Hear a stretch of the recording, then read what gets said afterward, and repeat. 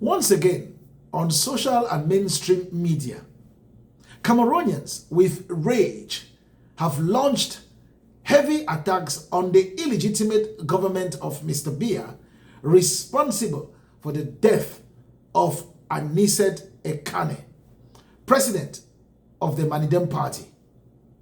The man, some weeks ago, was kidnapped by uniformed officers in Douala, whisked off to Yaoundé and detained. While in detention, the same officers deprived him of his oxygen machine that helped him to breathe normally. That singular act led to him succumbing to a respiratory illness he had been battling with. The big question is, will the perpetrators of such an act be brought to book?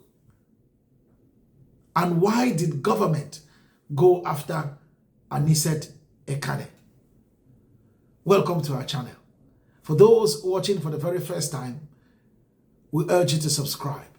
Subscribing gives you access to notifications when subsequent videos are uploaded.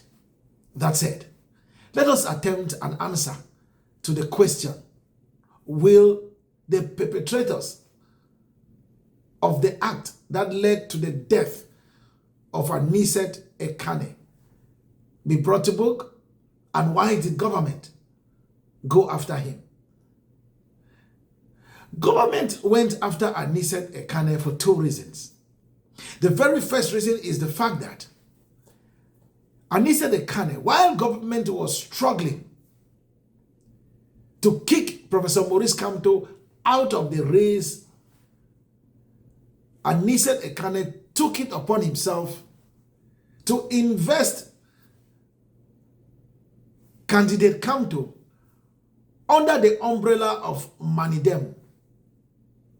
Unfortunately, the government of Mr. Biya had planned everything through Atanga and Rene to get Professor Maurice Kamto disqualified for the 2025 October presidential election in Cameroon.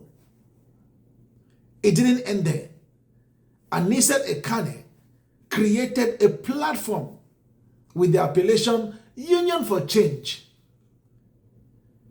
and he helped galvanize voters for Issa Chiroma Bakari, the legitimate president of Cameroon after the 12th October presidential elections.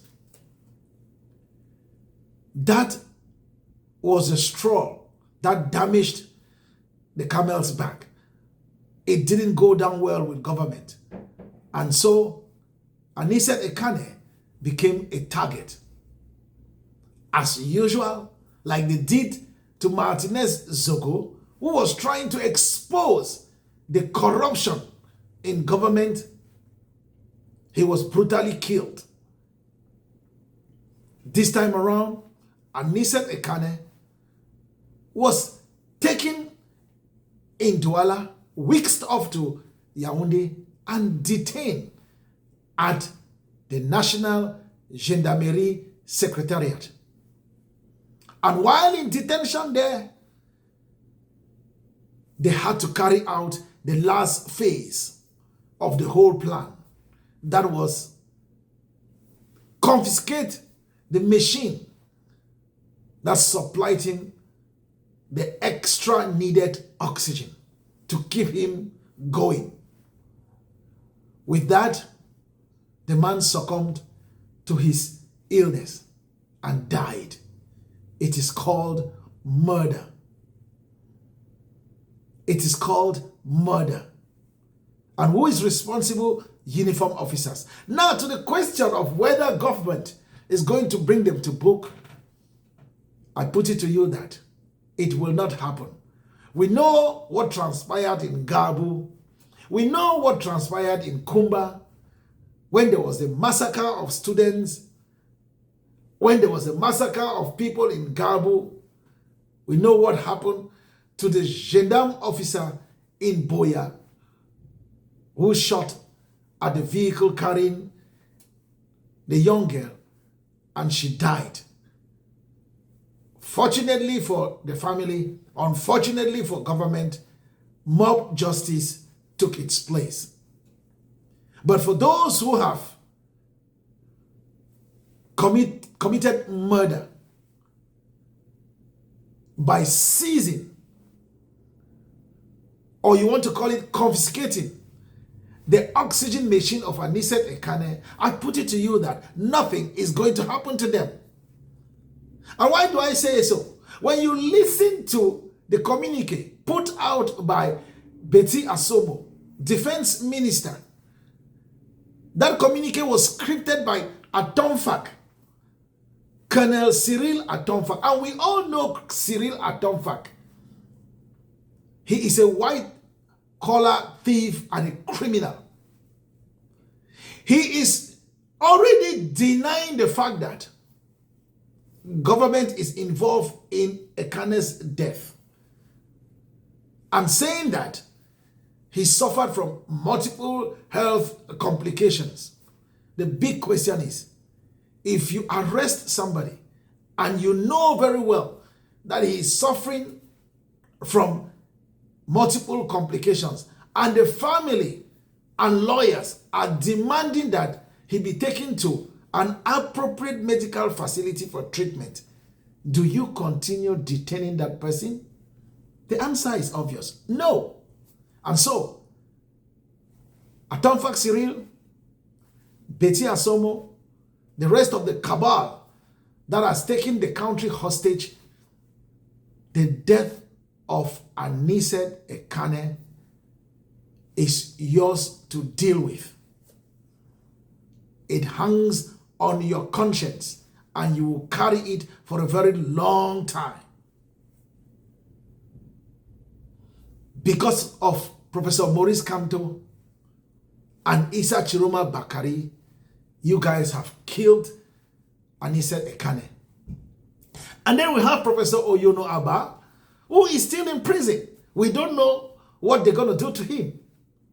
We have Chomini, who is also in prison. You can't tell their fate.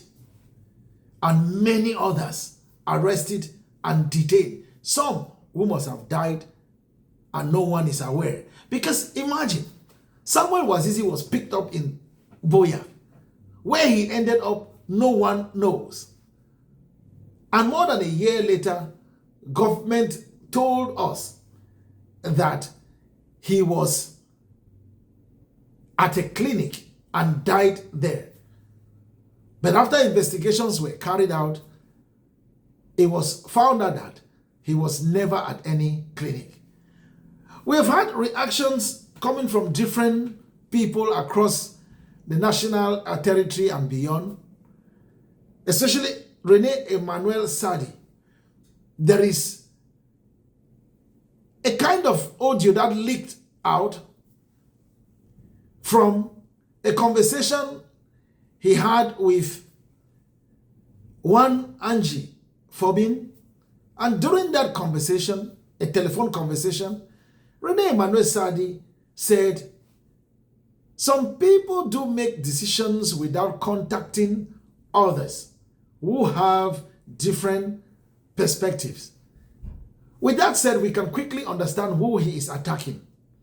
Rene Sadi was taking a sly dig at Paul Atangaji, who today acts like the spokesperson for government and communication minister. He acts like the prime minister, head of government. He is territorial administration boss. He is the one ordering uniform officers to go after citizens.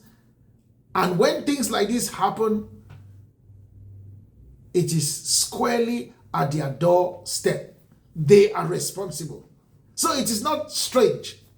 We have also heard from Professor Maurice Kamto, who made it categorically clear that government, because of the hate or hatred that they have for him, they have killed Anicet Ekane.